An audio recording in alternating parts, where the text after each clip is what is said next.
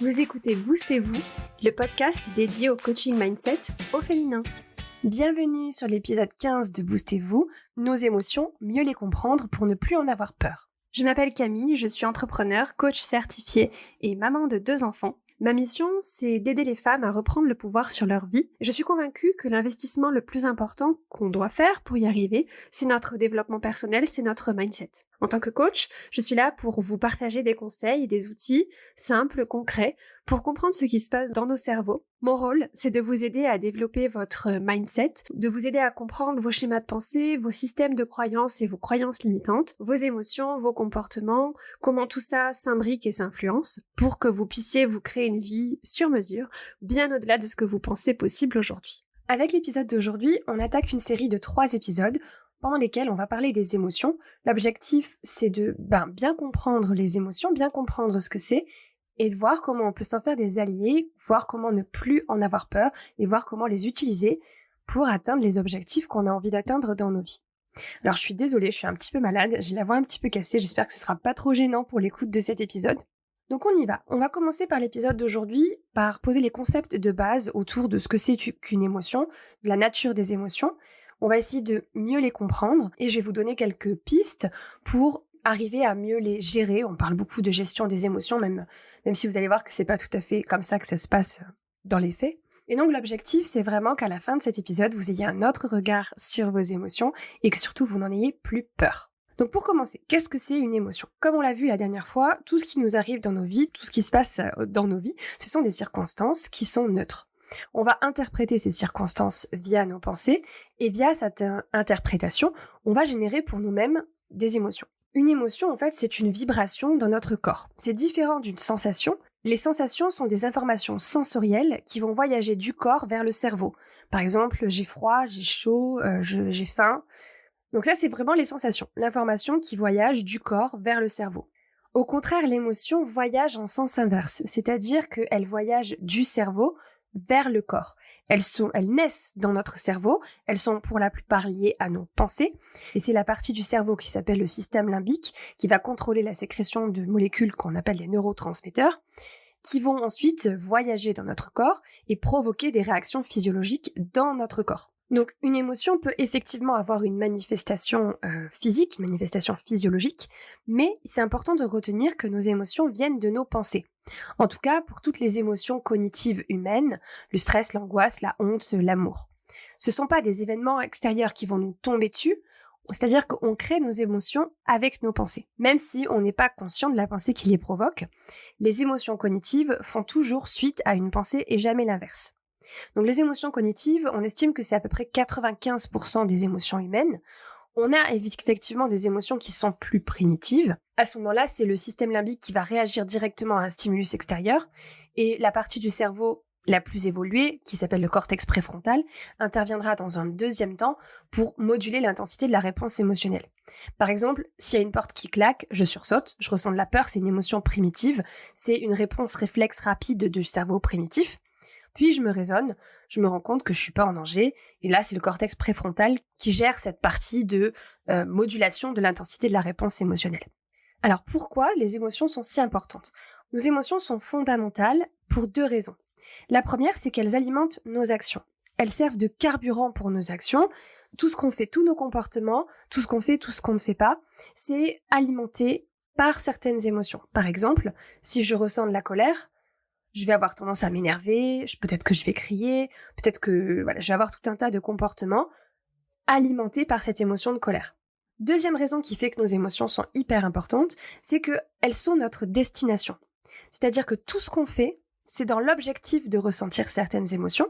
Par exemple, si je vais faire du shopping ou si je décide de partir en vacances, c'est parce que j'ai envie de me sentir heureuse, excitée, joyeuse, etc. Et tout ce que je ne fais pas, c'est dans la crainte de ressentir certaines émotions. C'est pour éviter de ressentir certaines émotions qui m'apparaissent comme négatives, que je juge comme étant négatives.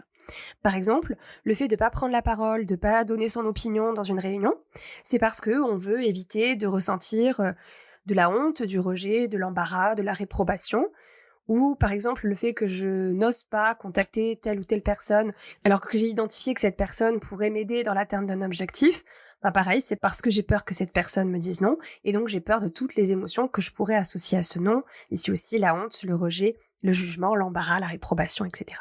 Chaque décision qu'on prend, chaque rêve qu'on essaye de réaliser ou qu'on laisse mourir, chaque relation qu'on entretient ou qu'on sabote, tout ça, c'est basé sur ce qu'on veut ressentir. Et les émotions, on peut les voir à la fois comme des panneaux de signalisation et des destinations. C'est-à-dire que notre tendance naturelle consiste à éviter les émotions qu'on labellise comme négatives du fait de l'inconfort qu'elles vont nous procurer.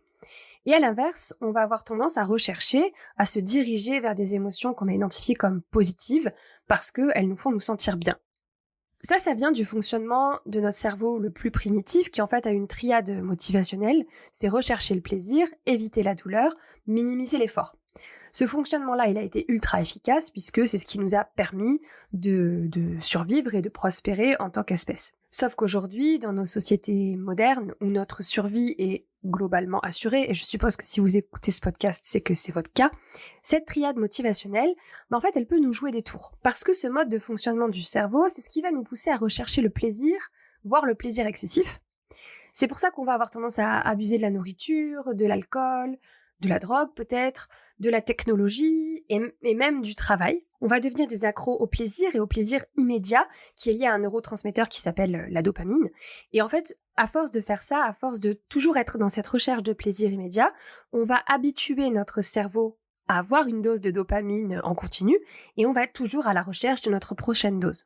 Et en fonctionnant comme ça, on finit souvent par limiter notre potentiel en fonction de ce désir d'éviter de ressentir de l'inconfort et notre préférence naturelle pour le plaisir intense et immédiat. Ce qui nous amène au prochain concept hyper important que j'ai envie de développer avec vous dans cet épisode et sur lequel on reviendra dans un épisode qui sera consacré, c'est l'équilibre émotionnel. Aujourd'hui, une des raisons qui explique qu'on ne se sent pas heureux, c'est parce qu'on pense qu'on ne devrait pas être malheureux. J'ai beaucoup de clientes qui viennent me voir en coaching avec cette idée qu'elles veulent se sentir bien et pour ça, elles veulent éliminer toutes les émotions qu'elles qualifient de négatives de leur vie et elles pensent que le développement personnel et le coaching, ça va les aider à atteindre cet objectif-là. Et ça, c'est faux, absolument faux. Le développement personnel ne permet pas de se débarrasser de toutes les émotions désagréables parce que ce n'est pas possible et ce n'est pas souhaitable. Et je vous explique pourquoi. Personne ne nous a appris que le malheur, entre guillemets, c'est quelque chose de nécessaire et même de précieux dans notre expérience humaine. C'est très important de comprendre que l'expérience émotionnelle humaine, c'est à peu près du 50-50, autant du positif que du négatif. Sans les émotions désagréables, on ne se rendrait même pas compte de l'existence des émotions agréables. Et c'est le contraste des émotions, c'est la diversité de toutes nos émotions humaines qui nous permet de créer un cadre de référence sur notre ressenti émotionnel. Donc c'est ok de pas être bien tout le temps, c'est ok de ressentir des émotions inconfortables, c'est pas un problème à résoudre, c'est la beauté de notre expérience humaine. Et souvent on se sent mal parce qu'on résiste à nos émotions négatives, entre guillemets, avec des pensées du type « je ne devrais pas me sentir comme ça ». Si je me sens mal, c'est qu'il y a quelque chose qui cloche chez moi. Et ça, c'est vraiment des phrases que j'ai envie de vous sortir de la tête. Si vous ressentez des émotions désagréables, c'est que vous êtes humain, ça ne veut pas dire qu'il y a un problème avec vous. D'ailleurs, à ce propos, j'ai envie de vous proposer quelque chose. Et si on évitait de labelliser nos émotions ? Moi, c'est quelque chose que j'essaye de pratiquer depuis que j'ai découvert tous ces concepts-là. Au lieu de parler d'émotions positives et négatives, j'essaye d'arrêter de leur coller des étiquettes en mode positif, ça veut dire que je vais le rechercher, et négatif, ça veut dire que je vais l'éviter. Au contraire, j'essaye de les regarder plutôt avec curiosité, et je m'intéresse plutôt à ce qu'elles me procurent comme sensation physique, mais sans les mettre dans des cases de celles qui sont positives et de celles qui sont négatives. Donc je préfère utiliser des termes comme agréable ou désagréable plutôt que positive et négative.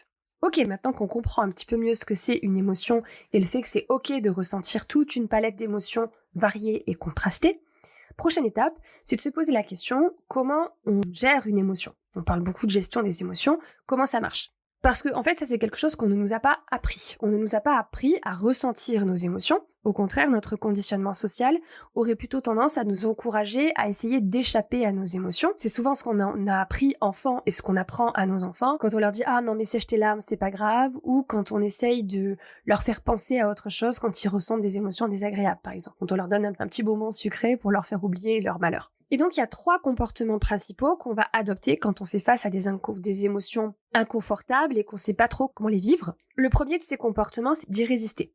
Prenons par exemple une émotion de colère. On va ressentir de la colère parce qu'un événement s'est produit et qu'on a interprété cet événement. Par exemple, un enfant qui a fait une bêtise. Notre pensée, c'est il ne devrait pas faire ça, ou j'en ai marre qu'il fasse tout le temps des bêtises. On ressent de la colère, et là, on va se mettre en résistance à cette colère, c'est-à-dire qu'on ne va pas autoriser l'émotion, on va lui fermer la porte, on va y résister, et souvent on a une mauvaise interprétation de ce comportement-là, parce qu'on est beaucoup à penser que le fait de résister à cette émotion, ça équivaut à la gérer. C'est-à-dire, je ne l'ai pas laissé s'exprimer, je l'ai géré, je ne me suis pas énervée, je n'ai pas crié, je n'ai pas manifesté mon émotion, donc je l'ai géré. Sauf que ce comportement peut sembler productif, mais en fait, la résistance, elle va créer encore plus de tension et elle va perpétuer l'émotion au lieu de la résoudre. Comme on a parlé au tout début, même si je ne suis pas rentrée dans les détails, les émotions, en fait, qu'est-ce que c'est ? C'est des substances qui sont sécrétées par notre cerveau, qu'on appelle des neurotransmetteurs, et qui vont diffuser dans notre organisme. Et ces substances, il faut que notre organisme les gère et les évacue. Quand on résiste, on ne permet pas ce processus-là. Et donc l'émotion, elle est toujours là, et elle va chercher un autre moyen de sortir. Donc ça, c'est le premier comportement, la résistance. Deuxième comportement, c'est la réaction. Donc ça aussi, c'est un autre comportement qui va nous donner l'impression d'avoir vécu notre émotion. Par exemple, si on reste sur une émotion de colère, la réaction à l'émotion, ça va être de crier, de claquer les portes, de s'énerver, de se mettre à hurler. Et souvent, c'est comme ça que les enfants vivent leurs émotions. Ils sont dans la réaction à l'émotion. Et quand on exprime nos émotions par la réaction, on a l'impression d'être libéré de quelque chose et d'avoir vraiment ressenti notre émotion. Mais souvent, ce qui se passe, si on creuse un petit peu, c'est qu'en fait, on fait que jouer nos émotions. On fait que les mimer, et parfois, on les traite pas ou on les ressent pas du tout. On a l'impression de les avoir ressentis, alors qu'en fait, ce qu'on a fait, c'est qu'on les a extériorisés. Et ce qu'il faut savoir, c'est qu'on n'a pas du tout besoin d'extérioriser quoi que ce soit pour vraiment vivre son émotion. Au contraire, une émotion, ça se vit à l'intérieur de soi-même. Sans parler des conséquences que nos manifestations d'émotions un peu trop volcaniques peuvent avoir sur notre entourage et sur notre famille. Le troisième comportement ultra classique, c'est la fuite et l'évitement.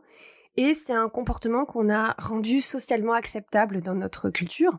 C'est-à-dire qu'on va utiliser des comportements pour se détourner de nos émotions. Par exemple, les moyens les plus courants, ça va être de manger, surtout des trucs sucrés, de boire, de consommer, de passer trop de temps sur les écrans, puisque par exemple, scroller sur Instagram, c'est boum, un petit shot de dopamine.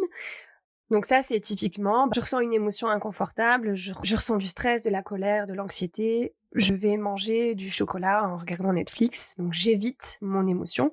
J'adopte un comportement qui me fait du bien dans l'immédiat pour éviter de vivre cette émotion inconfortable. Et donc, quand on adopte un de ces trois comportements vis-à-vis de nos émotions, donc résistance, réaction ou évitement, en fait, ce qui se passe, c'est que sur le long terme, on ne fait que perpétuer l'inconfort et la souffrance émotionnelle. Donc, ok, maintenant quand c'est ça, comment on fait ? C'est quoi la bonne façon de faire pour bien vivre ces émotions ? Donc, comme je vous disais, déjà la première chose, c'est de ne pas avoir peur de nos émotions, de se dire que même si elles ont l'air inconfortables, même si on les qualifierait comme négatives, même si elles sont désagréables, au final, c'est juste un ressenti, c'est juste une sorte de vibration dans notre corps, qu'elle ne peut pas nous faire de mal, qu'on ne peut pas mourir à cause d'une émotion, premièrement. Ensuite, le seul moyen de vraiment vivre, de vraiment gérer son émotion, c'est de la regarder en face, de lui faire de la place, et de faire preuve de curiosité sur notre ressenti physique quand on ressent cette émotion, aussi inconfortable et désagréable soit-elle.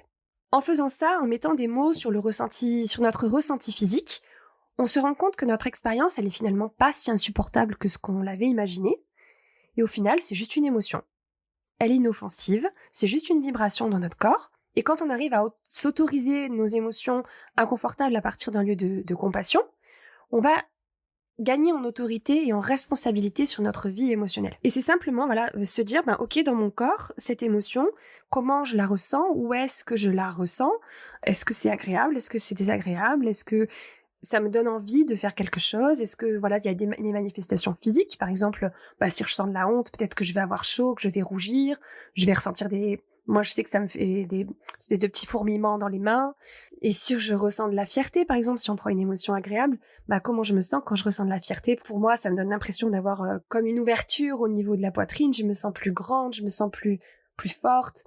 Voilà, comment ça se manifeste en termes physiques, en fait ? Comment cette émotion se manifeste chez moi, physiquement ?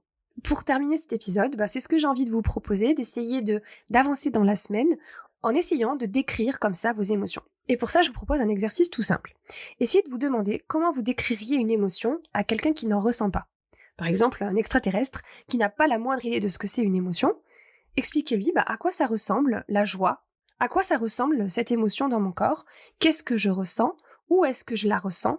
Essayez de localiser mon émotion. Et je vous invite à essayer de faire ça peut-être tous les jours, et en prenant chaque jour une émotion inconfortable et aussi une émotion confortable. Parce que dès qu'on commence à faire ces exercices-là, on va passer beaucoup de temps à cartographier, labelliser nos émotions inconfortables, puisque ce sont généralement elles qui nous bloquent et qui nous font peur. Mais je vous invite aussi à le faire pour vos émotions agréables, pour les émotions qui vous font du bien.